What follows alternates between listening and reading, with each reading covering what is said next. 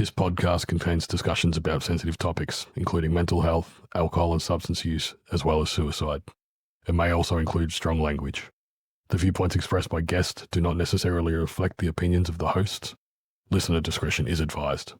If you or someone you know needs support, please reach out to a trusted professional or a helpline. Twist the throttle, let it burn. Every mile's a lesson learned. Lean it hard, don't let it slide. Life's a ride we cannot hide. Welcome back, listeners, to another episode of Twist the Throttle. This week we have Jessica Bud. Hey, Bud. From Complete Health Geelong. Complete Health. Geelong. Oh, that's different, two different things. Yeah. Both There we go. associated with Troy, a good friend of ours. How you going? Welcome to the podcast. Yeah, thanks for having me. Thanks for coming down. Thanks for making the time. I know I'm a bit late, so you've been probably sitting here. It's all right. I know all about her, her dog, her son. He does Rubik's Cubes. I don't know how he manages to do that, but anyway, Yeah. he does well. That's And true. the friendly cat Yeah. that likes to jump in the shower. So I know everything. We've had a whole podcast already. That's it. So what type of work are you doing for Complete Health Geelong at the moment? Well, I was saying before, whenever Troy introduces me, he goes, "This is Jess. She's everything." So Yeah. everything. And with Troy away, kind of everything at the moment. But all the back of house stuff, all the logistics, Yeah. moving mountains, putting out fires, actioning Troy's many ideas. Yeah. Just general manager duties, managing all the staff and dealing with participants and coordinators and all that kind of Nice. stuff. How did that come about at the start? Like, how did you guys meet? I know Jacob from About Time for Justice through the Lived Experience Criminology group that I'm part of with my academic research side of things. Yep. So then I was introduced to Troy through that group. So yeah, then I reached out to him and I was like, I was coming down to Melbourne for a weekend trip and I was like, oh, if you're around, we'll catch up. Yeah. And then, we caught up and then, it just all went He's from like, there. Yeah. Would you stay? Yeah, pretty much. Staying for the wonderful weather. I was talking about collaborating and stuff, and he goes, "Oh, well, if you're willing to do like management stuff, I can give you a job right now." And I went, "Oh, shit, all right." Yeah. And I got my PhD down here at Monash and had some teaching work with them, and then the job opened up and all the stars aligned because he didn't even know how I did it. I got a house within a week. Wow. Meant to happen. Yeah. It's pretty good. So people meeting you for the first time, who is Jessica Bud? Behind all the titles and I think I've spent so much time collecting all the titles, it's hard to unpack it at this point. I think the people I work with would say dark, humid, sarcastic. Yeah, good or inappropriate sense of humor, depending on your taste. But yeah, I don't know, I like to keep busy, ADHD out the wazoo, so Love it. love to be busy, and my hyper focus ended up being education, learning, and things like Beautiful. that. So yeah. it's good when you can actually hyper focus on something that's good for you, not just I need to do this, so I'm over here now. Like, Yeah. Like I always say I'm very lucky to be one of few people in the world I feel like who gets to get paid for what they love. I love it. That's great. I feel so privileged to do that. Like my research and academic work, I could, if my body didn't fail me and need sleep and food and stuff, I would just do that endlessly. Yeah. So you're not actually a rider, and you said you've never been on the back of a bike. Troy told you not to hop on one. But I said to wait, he'll take me. Yeah. Yeah. No, I haven't been on a bike. No. I have thought about it more and more recently. I joked with my friend. I said, I'm having a midlife crisis. I'm going to get my bike license. Yeah. I always say, like, guys who get their license late, it's not a midlife crisis. It's what you've always wanted to do. You can just finally afford it. Yeah. Yeah, or with the price of fuel. Yeah, Oh, absolutely. Jesus, yeah. So you spoke to Troy, you spoke to Cory, who we've had on, who you both work with. What was your thoughts when they said, "Do you want to go on the Twist the Throttle?" Like, was it anything about I don't know, anything about bikes, or did you actually get? Yeah, to well, listen to us initially I was or- like, do they know I haven't been? I said to Troy, I was like, I feel like a bit of a fraud being the only one at work that's never been on a bike. Yeah. But no, they said, it's about just stories in general and all this stuff. Yeah, I think so- as soon as we finished with Cory, he's like, "You've got to get Jessica on." And I was like, "Make it happen, man!" Like, That's his fault. yeah, so blame him. So before we get into the heavy stuff, what kind of person were you as a kid? I think that's a somewhat difficult question to answer because my I think the way that I was and the way that my mum allowed me to be were two different things. Yeah. There's a reason why there's a lot about myself I didn't know until I was older, because she had quite rigid parameters for things.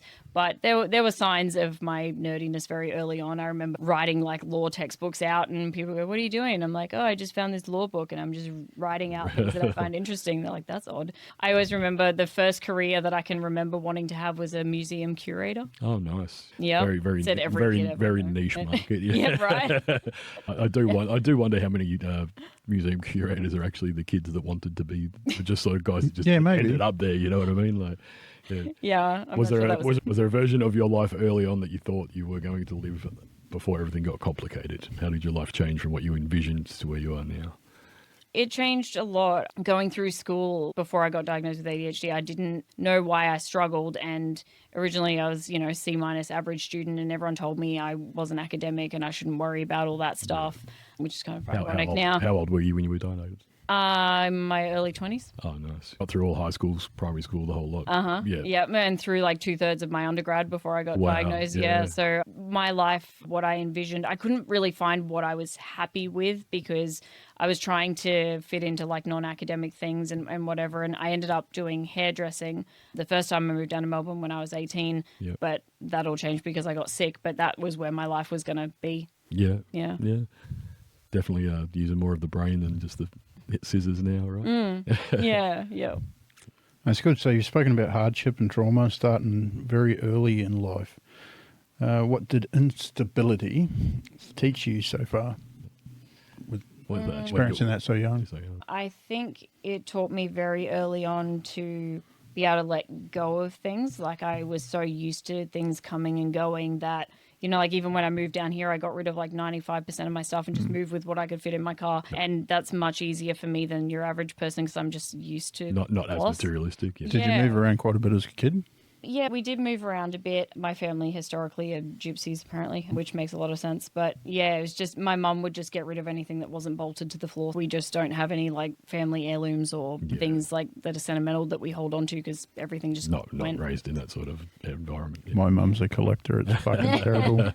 She better not die, because I don't know what to do. I think it's generational. Like, my grandmother was really bad, so my mum doesn't want to keep any rubbish, and now like I kind of keep a lot of shit that I don't need. Like, it sort of like jumps the Well, generation. my mum said it was like, well, my aunties talked about this as well. Like, my mum is one of 10, my dad's one of 11, which is massive. Yeah. But my mum also grew up like in bottomless tents in public parks, fishing out of rivers, like poverty. Right. And so they would often, sometimes because they weren't sending the kids to school and they would get in trouble, they'd just move abruptly. So they'd come home from school if they were able to go. Legitimate gypsies. Yep. And then the parents had just got rid of what little stuff they had. They'd just thrown it all out. So my mum got very, like me, used to being able to keep things. Yeah. My auntie said she would intentionally every birthday ask for these paper cutout dolls because they weren't worth anything to resell. So she always got to keep them. Yeah. Right. So they learned strategically what to ask for. Yeah, that's so you talked about growing up with conditional love. How did that shape how you saw yourself as a kid? I think it explains my even current work ethic of like, I work the equivalent of like multiple full-time jobs, and I'm always the yes girl at work, because I learned that love is conditional on performance and production. I was only worth so much as what I could deliver for the person, whatever they wanted. Yeah. Have you had that unpacked professionally, or just Yeah. It's good fun, isn't it? So what does it do to a kid when you feel like love is something that has to be earned? I feel like you learn very quickly to kind of suppress your own shit, to not be a problem or a burden to anybody. You want to make everybody's life easier. So you learn to be a helper, kind of like out of survival. Not that you don't care, like, because I do very much. I care about like anyone that I'm helping with things, but it was just deeply ingrained in me from an early age. That was my worth, to be useful. Yeah, I think you grew up saying sorry a lot. Yeah. Yep. I get that one. Your mum sounds like a complicated but powerful figure in your life. How do you look at her now? Sorry. Take a moment. Take a moment. Yeah. Just a bit. Yeah.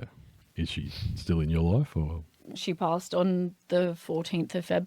Okay. Year. Still very fresh then. I think she taught me a lot about being a survivor and being resilient. I think that there were kind of ways to teach that.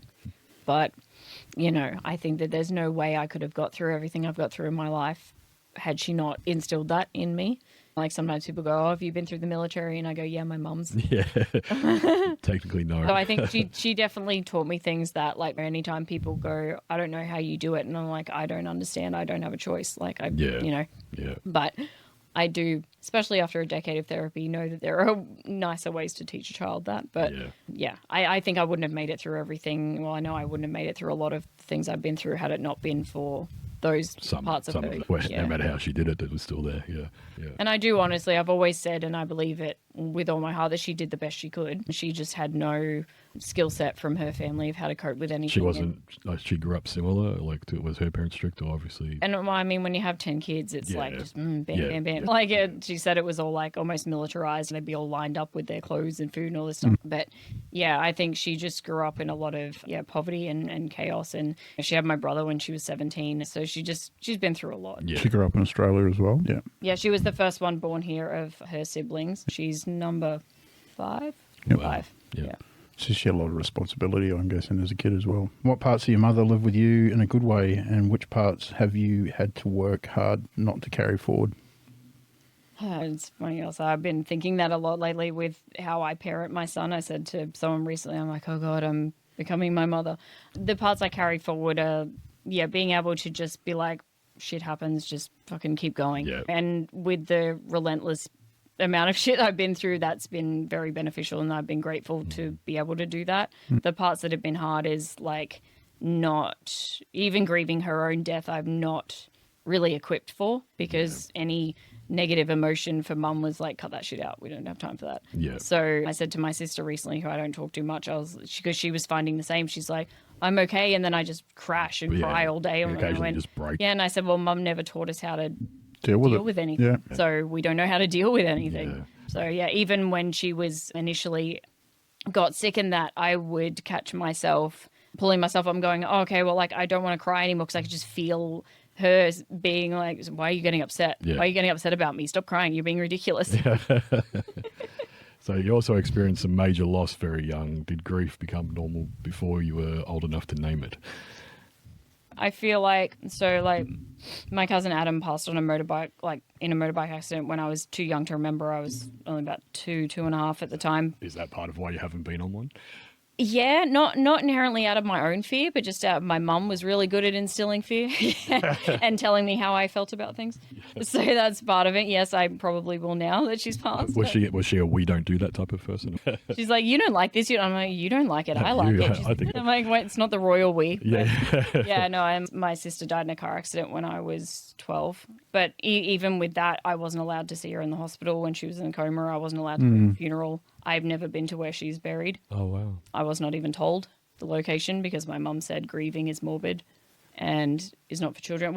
I have 2, maybe 3 photos of my sister. Oh, wow. Because mum said it's morbid to have that up. Wow, that's hard. That's very hard. Yeah. Yes and no. It's a very hard line approach to life, isn't it? Yep. So you said your family gave you a survivor mentality. Shit happens, just get over it, and you kept going. When did that mindset help you, and when did it start costing you?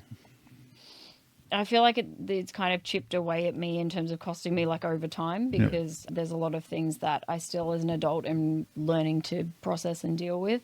I think it's helped me in a lot of ways when I've gone through extreme things that I couldn't have been prepared for, like when I got sick and things like that I just wouldn't have been able to cope with otherwise, I think. Would you say it's a wall blocking out both good and bad? Yeah. Yeah, absolutely. Like, it's necessary sometimes, but when it's all you've ever lived, it can very easily become unhealthy. You started drinking young and you were using and selling drugs by 16. Looking back now, what were those behaviours doing for you at the time? It's funny because my mum, she didn't drink, smoke, do drugs, nothing. She was like as straight as they could, which maybe that was part of her attitude. I remember finding a photo of her with like an alcohol bottle like turned up in front, and I was like, and I just never let it go. And she's like, I didn't even drink it. But it's funny coming from that. I don't know if that pushed me the complete opposite because she was so hard and fast, straight-laced. I ended up making friends I went to the same high school as a girl that I knew from primary school. And so I was like end of grade 8 when we connected, and that was the beginning of the end. Yeah. So that was when I started dyeing my hair dark and wearing dark makeup and got into the emo crowd. Went through your goth girl phase. Yeah, well, it's still here. But yeah, elder emo generation. So that's where it all went south real quick. Nice, And, yeah. you know, there'd be hundreds of us at the plaza on Thursday nights and things like that. And we'd all be drinking. And yeah, like the first time I drank was just a cocktail of everything that this chick's mum had at the house. And we just mixed it all together. And Yeah. it was Yeah, 14. we've done that. Yeah. I still can't drink Southern Comfort or Midori. Yeah. Oh no, I've drunk a whole bottle of each by Wow. themselves. Yeah, no, I can't do that again. I still have the passion pop sometimes. Passion pop. Do you think a lot of people mistake survival behaviors for character flaws? Yeah. I think sometimes people can misread it as like, I remember my ex saying until I broke down when my friend was dying a while back, he's like, he wondered if I had those kinds of emotions because he would see it as like cold. Bit of an ice queen. But it's like, it's the ironic thing though, is it's always just under the surface for me. And it's so easy, like as you just saw, to tap into it. Yeah. But I just, so much of the time I'd be like, I can't. To suppress it so much. Yeah. So then people kind of think like that you don't have those emotions or like that you don't care or whatever. And it's like, oh no, actually I care so much I can't handle it. But once you lose that control, it's Yeah, I don't want full I don't want to blown, show it. like, Yeah. Yeah. So you've mentioned undiagnosed ADHD and ASD. Looking back, how much of your younger life makes more sense now? Yeah, so much. So much. And Even the drinking. because you just want to feel like a normal person. Yeah. Yeah, like drinking or like weed or whatever would just make you feel normal. Like it would take a lot for me to go past normal to like actually like what other people feel. And Yeah. I'm like, oh, I'm normal now. I'm not being weird. But yeah, so like I feel like the undiagnosed part was a lot to do with, well, I know it was my mum. She just doesn't believe in that. Yeah, It's that's not a belief. yeah. But yeah, it makes a lot of sense. I would just have a lot of report cards that said Jess talks a lot, Mm. you know, because it was all internal, Mm-hmm. mainly because mum wouldn't deal with any kind of like bursts of energy and things. So I just had to sit and it was all internalized. But yeah, I feel like I missed out on a lot, especially where my career's headed now with my academic stuff, that I could have loved school, Yeah. you know? Yeah. But I just found it so hard. I felt like I didn't fit. I felt like I just struggled so much. I just didn't understand why, you know? So people would say, oh, you're not academic. You're just not like smart. You're not book smart. I think anyone above 30 kind of grew up in a generation where it really wasn't a thing. Like we didn't know ADHD was as prevalent as it is. Like the kids growing up now that get diagnosed so early, and like sometimes you're like, yeah, it's great, and sometimes you're like, let them be a kid for a bit. Yeah. Find out if they just got burned off energy they need, or So you've seen some of those signs in your son? Oh, yeah. That you're reminding yourself of what you were like back when you were younger too? It's funny, like the things, you know, that saying that the things that annoy you about other people are telling you things you can't stand about yourself, and Yeah. oh, he's a mirror. Yeah. But he's got a lot more of like the physical energy. Side To of it, burn. yeah. That's Yeah. more from what you're saying, like your support of that as well. Like a bit more understanding from your side, where your mum was like, just sit still. So you Yeah, force yeah. yourself into that sort of mode. Yeah. So at that age, did you feel numb, broken, different, angry? Bit of all of it? Yeah, all of it. I mean, it depends on like what part of like the earlier days that you're referring to. But I mean, like even with my sister, like even I remember the moment that my sister was on the phone to my mum and she told her that my other sister had passed, and I didn't cry and I didn't say anything, and I just kind of sat there and Numbed it. yeah. Yeah. Like even when my mum passed, I didn't know how to feel. Like Did you go into organizer mode at that point? Like, now I've got to do a funeral, I've got to do, like some people sort of push their grief into hyper focus, if that makes sense. I mean, I couldn't really because everything was happening up in Queensland. Oh, okay. And Yeah. unfortunately, at the time, I didn't have the finances to be able to, and the timing, and like I couldn't make it back at that time. So that was harder for me because I felt like I was just missing it all. Disjointed from it as well. Yeah, It's and it lost, felt like I was just like, oh, it kind of just came and went, and I was like, oh, is that it? What happens now? Yeah. And I'm So you were still- saying you got a sister, so she was up there doing that, yeah? Yeah. yeah, my brother and sister up there doing that. Yeah. Yeah. Yeah. Yeah. So going back to 18, 19, when most people are just figuring out what adulthood is, you faced a brain tumor that could have killed you. What can you remember clearly about that time? Yeah, I remember that time very well. It was hard because I was sick for 9 months prior. And I always say, don't put things out in the universe because it's listening. Because I remember a few months into being sick, everyone thinks it would have been headaches, but it was a lot of nausea and vomiting. And no one could work out what was wrong. And a few months in, I remember exactly where I was in my mum's house. And I was standing in the bathroom and I went, oh, don't worry about it, Mum. It's just my brain tumor. Don't say it. It was. Because I said the most outlandish thing I could think of. Yeah. Because I was 19 and I was like, it's not a brain tumor. As if it's a brain tumor. I think I felt profound relief when they told me, which people always think is odd, but I spent 9 months with the medical profession being like, there's nothing wrong with you. Yeah. And they couldn't find it. And I was going crazy. Yeah. And it was at the point where my doctor was going, oh, we should send you to a psychologist. And I'm like, no, I'm good. I like food. It's not mental. Yeah. You know, it was really hard because, you know, like my partner at the time was getting like upset and thinking that it was all in my head. I mean, it was, ironically. But, I mean, like, no, not really. But it never gets old. So was it like an internal brain tumour or was it an external brain tumour? So how did they treat you? See the scar? Oh, wow. Oh, wow. It goes all the way up here. It's about 15 centimeters. Wow. Yeah, Big one. very much inside, yeah. So they had to take out a couple of vertebrae and a piece of my skull to To get at it? Yeah, wow, unreal. It was one of Big the one. biggest ones they'd ever seen. Wow. Oh, wow. So You when don't I really got to want that hospital, tag, do you? They went, oh, you got to sign this form, like for the surgery, because it only had a 50% success rate. And I went, oh, if I don't, and surgeons, bless them, not super great at bedside. But, Yeah. you know, they go in, oh, well, if you don't, in about 4 weeks, you'll have a seizure and die. And I went, okay. Yeah, probably should sign the paper. I was like, that's a sales pitch. Where for exactly am I everyone. signing? So what did it feel like at that time, having someone actually say to you, like, your life's got a deadline now? It was surreal. It didn't. I don't know if it is also linked to my upbringing or whatever, but I felt relieved that someone knew the answer. For one, I felt validated that something was going wrong and I wasn't crazy. But it was also one of those things where I just had to let go because I literally didn't have a choice. I couldn't solve it. And it was the first time in my life where I had to just put up my hands and go, it's out of my control. Yeah. Which was so foreign to me that I think it was just this out of body experience. Like, Yeah. Get that.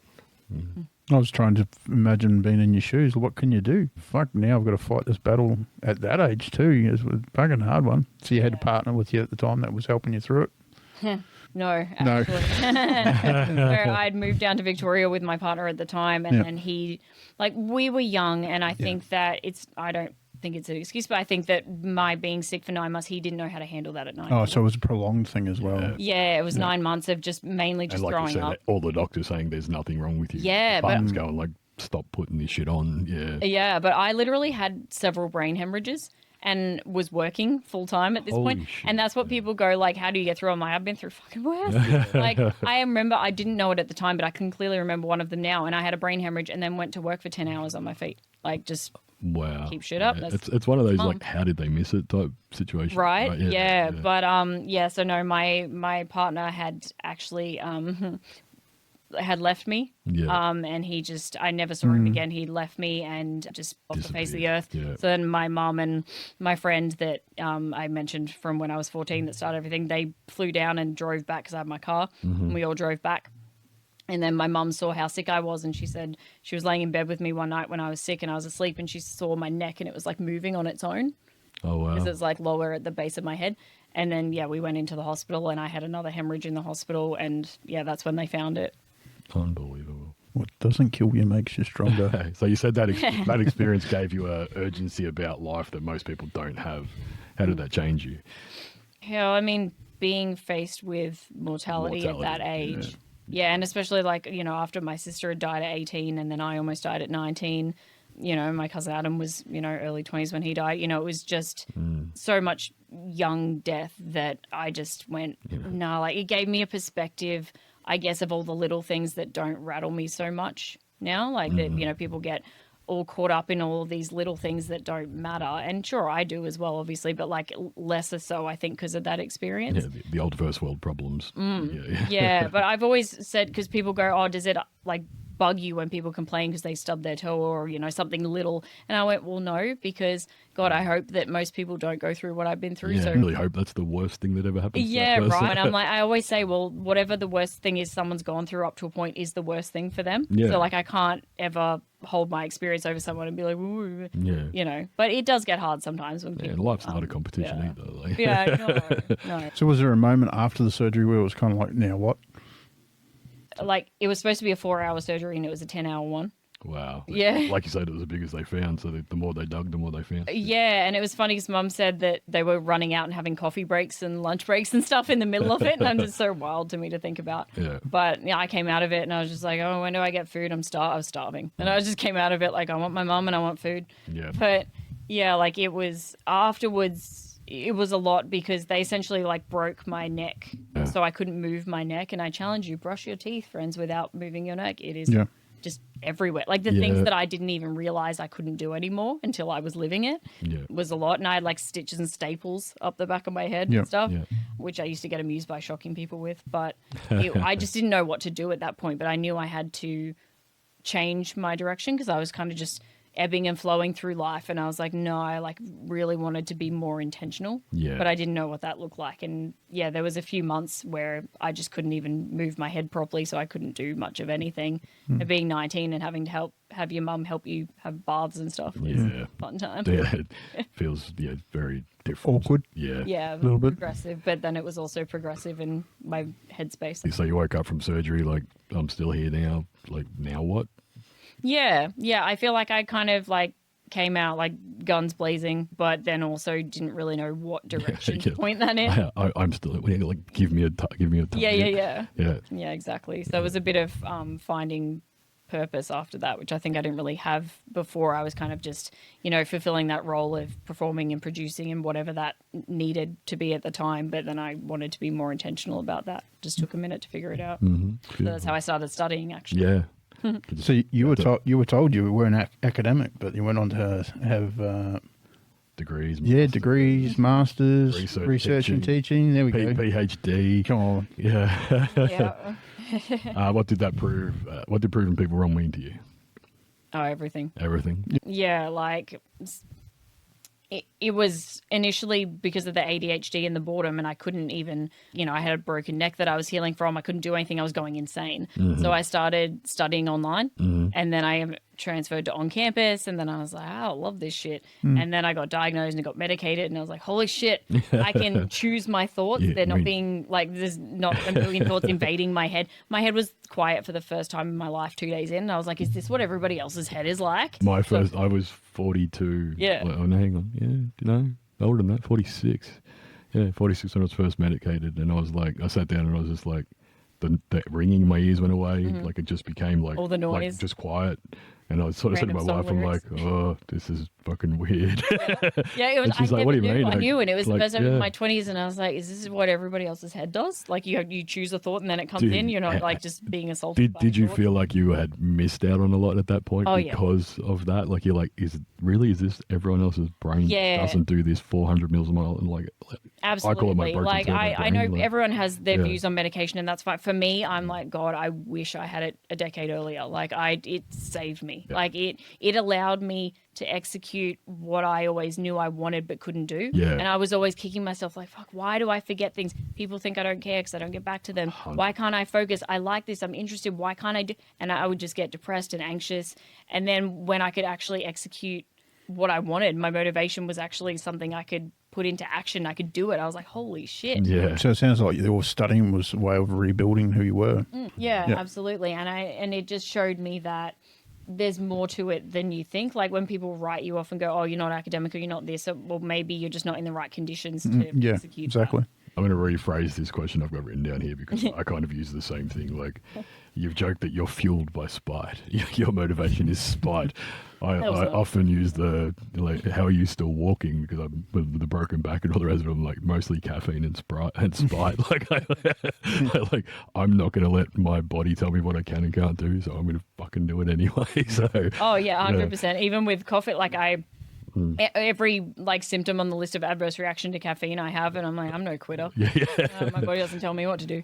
Mama didn't raise an old bitch. That's Mum's fault too. She started drinking coffee when she was pregnant with me. Yeah, Oh, wow. My probably. siblings don't drink coffee, and then she started with me, and I'm like, it's in my DNA.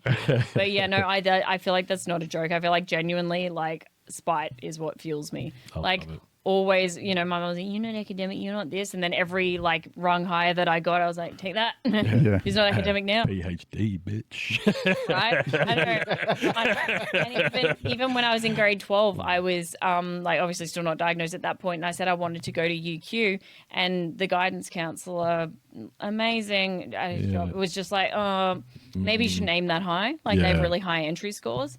And just before I moved down here, I was undergrad, like I was working in like a transitional program into undergrad degrees at UQ, and I was the coordinator of behavioral science for UQ. Fantastic. So I one-upped him, and I went, well, I'm not just only studying am I there, I'm going to work there. now they want me to work for them. Yeah, So you started teaching at university since you were in your mid-20s. What did you love about teaching? I think firstly it's funny because in my undergrad and in my schooling and that I would avoid public speaking like the plague. Like I literally did the lowest English, even though I'm really good at it because it didn't have any presentations. It's very ironic for what I do for a living now. But I don't know. I like it because at university level I can swear and I can have my dark humor and I can be myself, and teaching in criminology and stuff. I love adult education. Yeah. I love passing on my knowledge. I just don't think I could do it with kids because I swear like a trooper. And I don't think I could do it because I can't deal with fucking idiots. Easily angered by incompetence. Yeah. I just loved being able to, like, so not only did I love learning what I hyper focused on, then I could teach other people. Yeah. So it was like, you know, like my son with his Rubik's Cubes and stuff, like anytime you get him around someone who'll listen, he'll just word vomit. That's me with teaching. Yeah, I'm like, oh, I get to spend 2 hours with people who have to sit here and listen to me talk about the shit that I love. Excellent. So like, that's where it came from. So who was the first person to believe in you and mentor you in that type of environment? I had a academic at Bond where I did my undergrad, and I was coming to the end of it and I wasn't really sure what I wanted to do, and I caught up with her and we'd started talking about ADHD and the diagnostic criteria, which is normed on male children but still used on females and adults and all these issues. So I started being like, oh, I would love to, you know, research in this and that, and we met up and she's like, you should do a PhD, like I would support you, you should do that. And then, you know, I ended up, after I had graduated, we'd become friends, and I like roomed with her for a bit while I was still figuring out what I wanted to do, and that was really the catalyst for it. And she helped me get into teaching. She introduced me to some people. I started teaching at Bond and it all just went from there. But I feel like the catalyst from it was getting into a degree where I didn't have to do maths and the stuff that I wasn't good at and couldn't stand, and I could actually tailor my learning to what I loved, and then I just ran with it. And then it extended to like, oh, there's a job where I can continue doing this forever. Yeah. Awesome. Yeah. Yeah. So what do you think people miss about the power of being believed in by a teacher, mentor, or a guide? Oh, it's huge. Yeah. Like, it's huge. I always say, because like I currently am still, like I teach a sociology course in the education department now, and I always tell them as future teachers, I'm like, never underestimate the massive influence you have. Sure, you guys would have memories from school with the teacher that one that you loved and one that you can't stand. Yeah, exactly. Right? Yeah. I always remember even in grade 9, I had this teacher going, well, do you work or don't? You probably end up working at Macca's anyway. I don't give a shit. And I just disconnected from that class completely. Yeah. So like as a teacher, like I can be the person that starts that journey for someone, that lights that fire. Yeah. You know, anytime I have students that are really passionate and I can tell they've got a researcher brain, I'm like, dude, like just keep going with that. Like it's so hard to find people with those kind of brains that just instinctively know where to go with the research and things. So I just always hope that by being myself, being relatable, because people always go, oh, don't tell students about your own life. I'm like, well, to a point you should, because that's humanizing it. It shouldn't be like us and them or like a hierarchy. We're all humans, we're all here to learn from each other. So I kind of with my career, I teach high risk stuff, so like forklift driving, working at heights, confined space, all that type of work.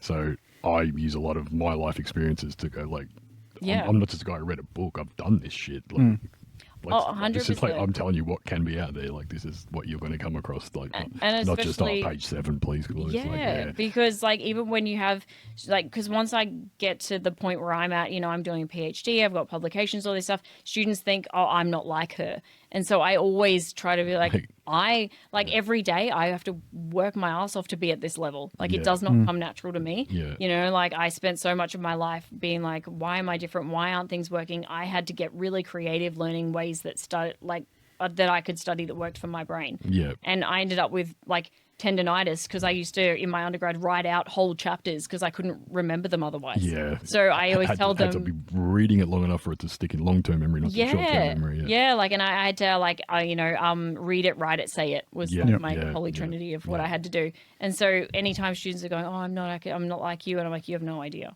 Like the amount of work I had to put in to be like this. Find your rhythm. Yeah. So you've worked as a parole officer, worked as behavioural therapy, done a few different careers out there. So you've seen broken systems up close. What do those roles show you that the average person never sees? Corrections. You can't pay me to do that job. They tried.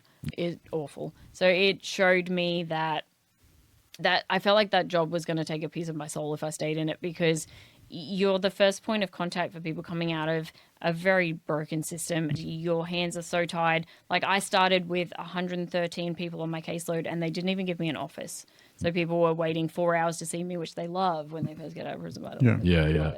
And then we'd have 5 minutes with them and they'd go, oh, I'm homeless, this and that. And you wouldn't be allowed to do anything. Okay. And you go, sweet, here's just let's see you next week. Yeah. What is this? What pulled you towards lived experience criminology in particular?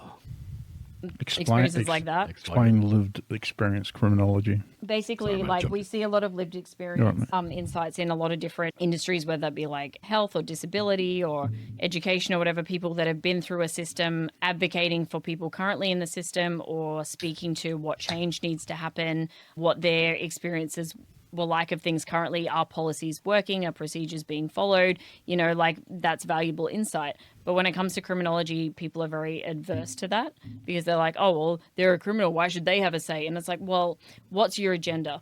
Do you just want retribution or do you actually want to fix the problem? Because if you want to fix the problem, you need to help people. Yeah. Yes, we need to help and support victims, but we also need to help people that have lived very traumatic, broken lives that have not had the skill set to cope in any other way. This person's extremely violent, rather than go and stay away from them. I'm like, why? Yeah, because it's like you can't lock someone away for decades and call them a piece of shit and then let them out and be like, now respect authority and reintegrate. And you're rehabilitated. Off you go. Like, Yeah, so lived experience is about people that have been through incarceration, having a voice in policy, law reform, change, like speaking to issues that are like boots to the ground that people are just getting so wrong. I worked with an architecture firm on and off for a couple of years now, connecting them with people that have been to prison that they pay as consultants for building secure facilities. Oh, yeah. Because they want advice, because they said one time, oh, we built these massive windows in the cells and we thought that's going to be great. And she went, actually, they hated it. Yeah, oh, really? Yeah. Because it was just showing them a world they couldn't touch. Yeah, exactly. Makes sense. So that kind of thing. So it's like if the goal is to actually stop people reoffending, you need to help them. But people are so adverse to that.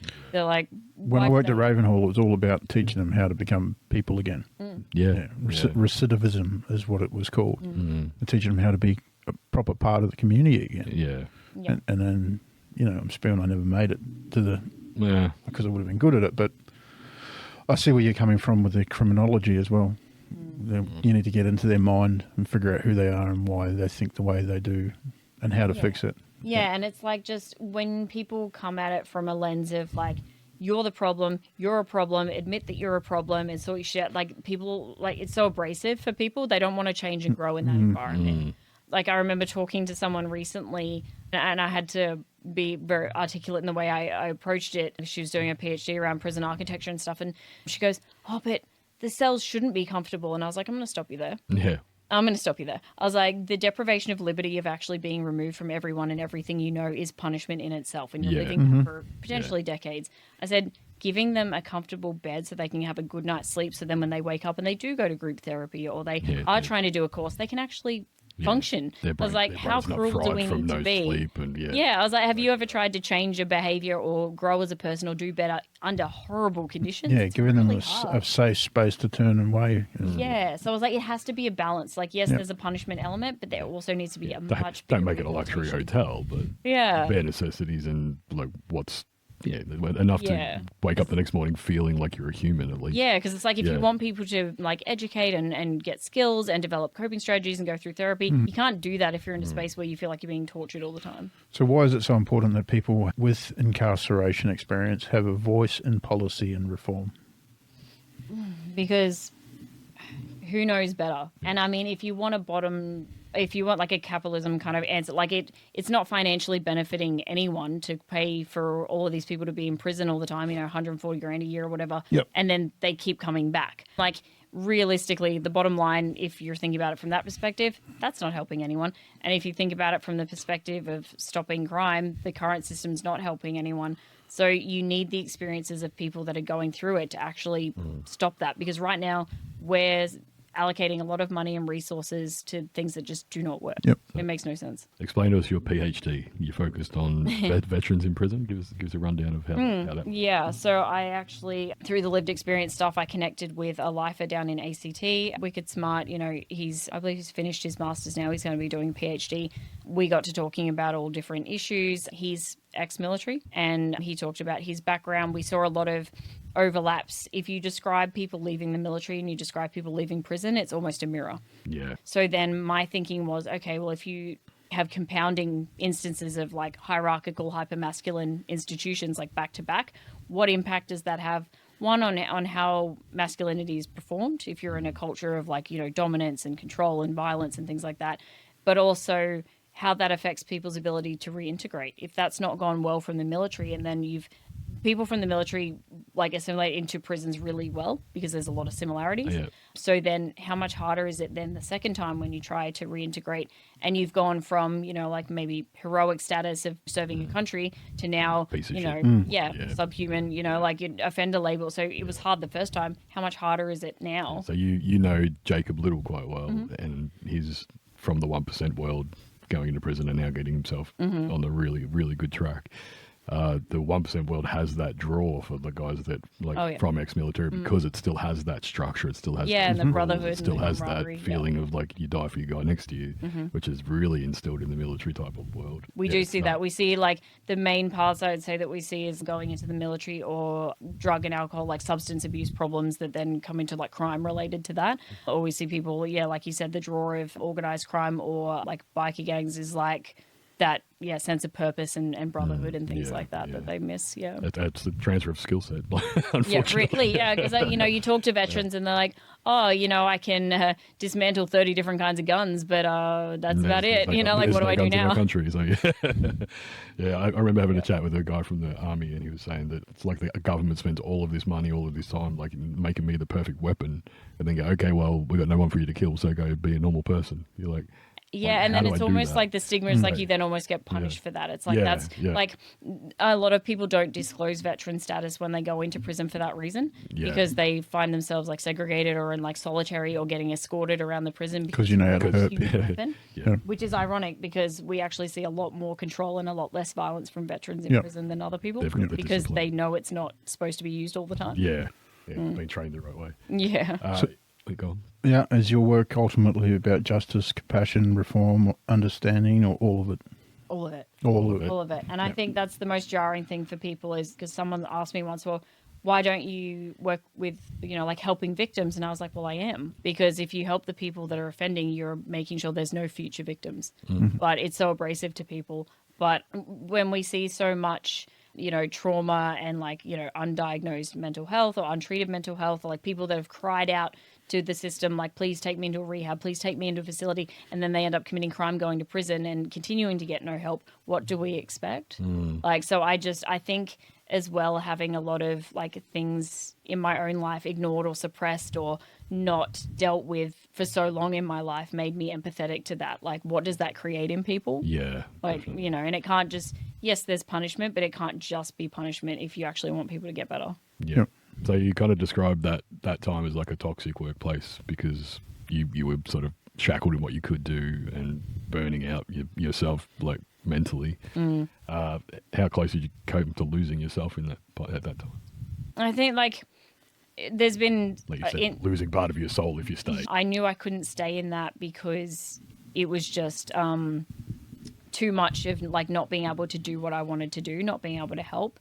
And I knew that it was going to, if I was to succeed in that world, I would have to let all of that go, and I would have to be part of a system that I didn't believe in and didn't understand. Yeah. And then I would become someone that I wasn't. Yeah. That was something that I definitely had to let go of. And I had another instance of that before I moved down at my other job, because we were just so overworked, and I was doing the work of 3 people at that job, and just no appreciation, no empathy, no understanding, no resources.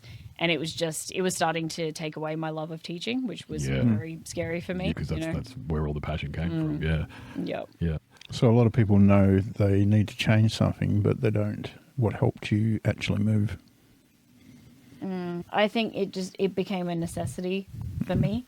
I got to a point where the like shit that I was going through had become so relentless that I was becoming like bitter and resentful and things like that. And I thought, nah, I can't, because then that was the moment where I said, I'm becoming my mum. Yeah. And I started being less tolerant of, like Anything. what my son was going through and being like short and stuff. And I was just burning out so hard. And I thought, nah, like I can't do this. I needed to put more things in place. I'd always been trying to work on myself, but having my son was, a big like radical change for me about things I couldn't pass on.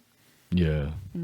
Giving you a purpose, like you said earlier. Yeah. Like having kids. I think people without kids don't realize how much you just like your life's like, okay, it's not just me now. Like I've got to make sure I don't fuck up this one. Yeah.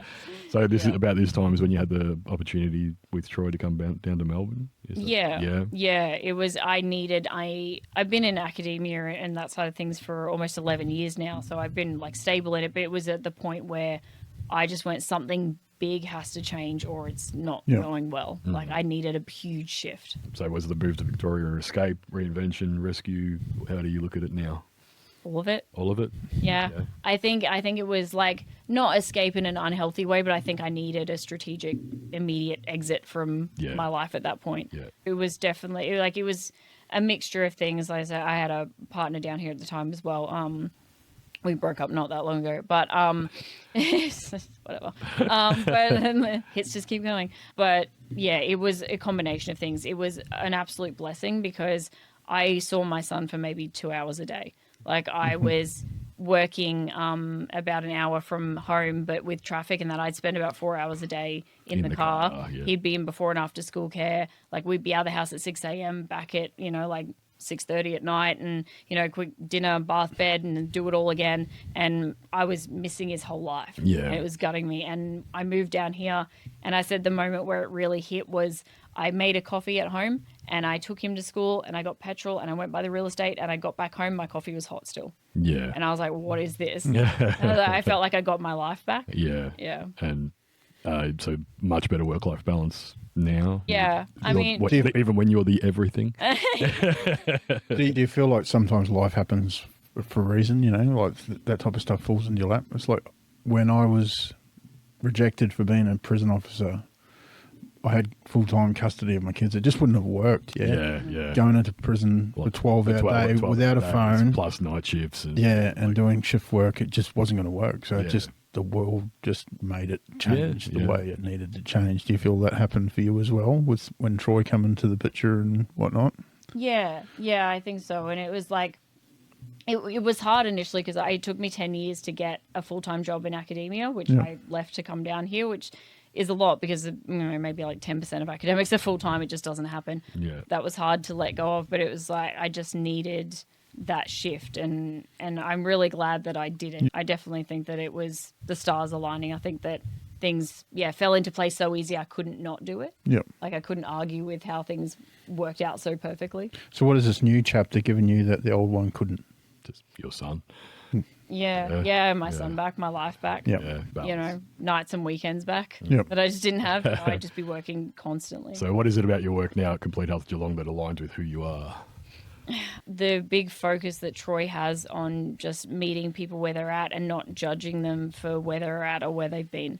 It's the first workplace where I can be like, oh, I've lived a fucking life, and just from the outset, we can just be upfront, and I don't have to mask and I don't have to hide who I am, which was a big shift. You know, even when I was a parole officer, then they were like, oh, you know, I didn't have as many tattoos then, but I still had some, and they went, when you're out there, you got to cover it up. And I was like, oh, we wouldn't want to confuse who the offender is, would we? And they didn't find that so funny. That's what they were doing it for. But you know, it's just, it feels so good to be myself. Like, and I keep trying to steer Troy. I was like, we should have like a veterans program, and we should have a, you know, so I'm like working my knowledge in and wearing him down as we go. But so would you say the veterans are where your passions are, the people you care most passionate about? I think people going through incarceration in general. I think veterans, there's so many multifaceted, like multi-layered challenges for veterans. And in Australia, we currently have 2 studies that have been done ever on veterans in prison. Wow. And we know there's so many compounding challenges for them, and there's just been no focus. That's just wild to me. So it's just definitely become a vested interest of mine. Yeah. So what are you doing towards that goal? I'm definitely networking with anyone I can in the veteran space, and we had MPs down recently, and one of them actually went, oh, that $5 million grant that you're talking about with veterans in Geelong, that's part of my office. And I was like, amazing. Excellent. Stars align. But time for a coffee then. Well, that's like my PhD's in that area, so that's what I'm focusing on with that. And my PhD supervisor's just got multi-billion-dollar grant for this prison reintegration excellence center. So I'm hoping to leverage some of that to put into like veteran specific research around reintegration. But yeah, every chance I get, I'm trying to work it in. So when somebody's stuck in trauma, burnout, shame, or survival mode, what do they often misunderstand about healing? I think the thing that people misunderstand, and that I misunderstood for a long time, is I kept saying that I wanted the old version of me back before the trauma. And it took a long time for me to let that go and be like, that person can't ever come back, even if I'm fully healed, because I'm not them anymore. You know, it's been this time has passed. There's too much lived experience. So I think it's like accepting that the new version of you is always going to look different to the one that you missed from before. Like I feel like that's a hard thing to accept, because people think I'm not fully healed because I'm not where I was. And it's like, no, but you've been through so much shit, you can't be. Like, it's not possible.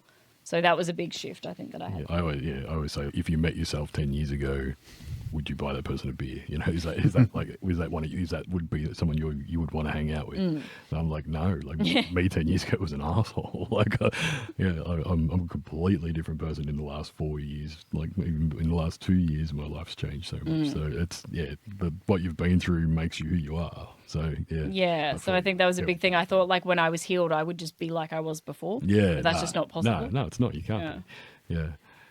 So you work with Troy and Cory. What's it like working alongside those guys? Oh, awesome. Yeah. You got a pretty good team down there. And like I said, being able to be myself is a big part of that as well. And like we all just vibe together so well. You know, anytime Cory messages me, he goes, hey, bestie. And I'm like, hey, bestie. You know, it's just, And then we chastise each other if we miss the bestie. We just hello each other. We're like, what? Fuck are you talking to? So like, honestly, like I have no like friends or family down here outside of that. So they've become my everything. They are your world down here. That's pretty cool. They help out with the kid, with your son and everything. So No, everyone just gets on so well. It's just like a family. Yeah. I've got that vibe from them. Yeah. Well, like not. It's funny because my reference for family is not like that at all. So when I say that, my mind's instantly like, that's not what family's like. I'll rephrase. They're like what family should be. Yeah. I love that. We're very conscious of, speaking of family, you have to get to pick up your son, so we won't keep you here all night. Is there anything we haven't covered that you thought we would cover that you would like to cover? That's a tongue twister, Jeff. No, I mean, I don't think so. I think like all of the things that we've talked about are really like the crux of what makes me like who I am, and the message that I try to put out. It's like, life can be relentlessly shit, but it's like adapting around it and surviving through it, but not forgetting yourself and your needs in the process is a big part of what I always try to push. Like, like a lot of people say, I don't know how you do what you do. And I'm like, I don't have a choice, because like you only got to make it work. I don't know. I don't know any other way. Yeah. That's good. And if somebody was to ask you, what does Twist the Throttle mean to you? I think it means just going out guns blazing regardless of how you feel. And that's not neglecting oneself. That's like just saying, I'm going to make it through. There is another side to this. It will pass. Just keep going. Just keep moving forward. Keep pushing. All right. Thank you so much for making the time. Thanks, Jessica. Yeah, I do apologise for being late. Second time. Thank you, sir. No, it's sort of fucking down, mate. All right. Good on you, bud. Kick my boss in the ass. Thanks, Jess.